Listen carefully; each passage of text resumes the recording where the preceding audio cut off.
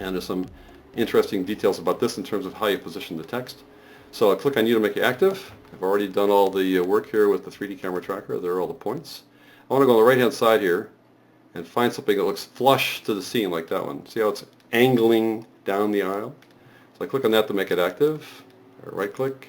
I say create text and camera, and there's also an option for the shadow catcher camera and light, but we don't want to work that one just yet. We'll just take the text and camera now.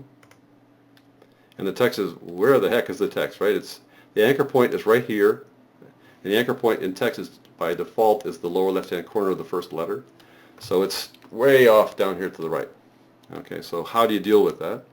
Okay, well, I'll just click away for a second here, click on text, go to the anchor point, as you might guess by now, and slide it down like so. And I'm going to pull it down a little bit, like that.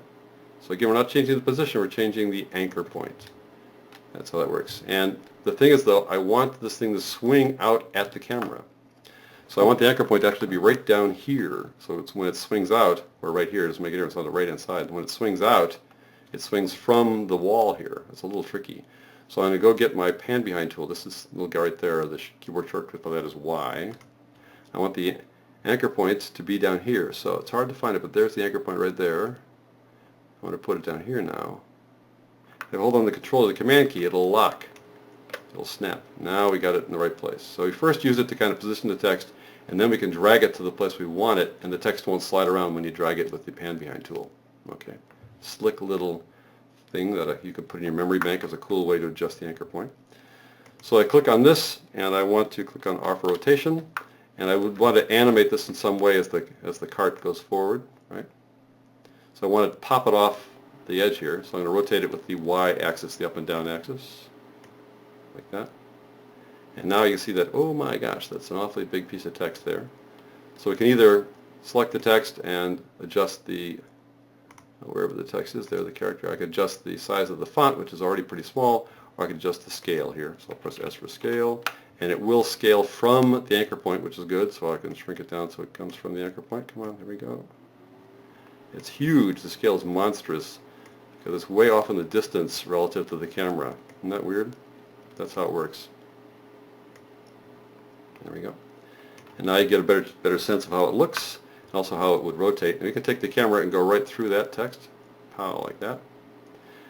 And we can use the same basic process to add text along the rest of the aisle. And I'll just show you one more example so you get a sense of how the text can be skewed down the aisle. It's amazing how After Effects creates this parallax as things go off in the distance. I think it's just so cool that they came up with that technology. So I click on the camera tracker again. On the left-hand side now, same routine. I take my selection tool, I have the pan behind tool, and look for something that looks like it's going to line up nice like that one. Click it, make it active, right-click, and create text.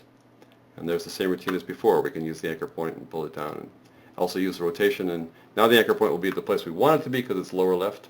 I'll briefly show you that. I'll take text 2, anchor points. We want to slide it down like so. I'll scale it up a bit, pressing S for scale so we can see a little bit better. But the thing is that you don't want to scale it too much because you want it to be relative, the same size as you go down the aisle. You want the, as you get to it, you want it to be the same size as the text at the beginning of the aisle, but that's okay. And I'll have that rotate out by pressing R for rotation. And it'll rotate from the anchor point down there. It looks like it might be tilted maybe a little bit toward the wall, but I think it's okay the way it is. Rotate on the Y-axis.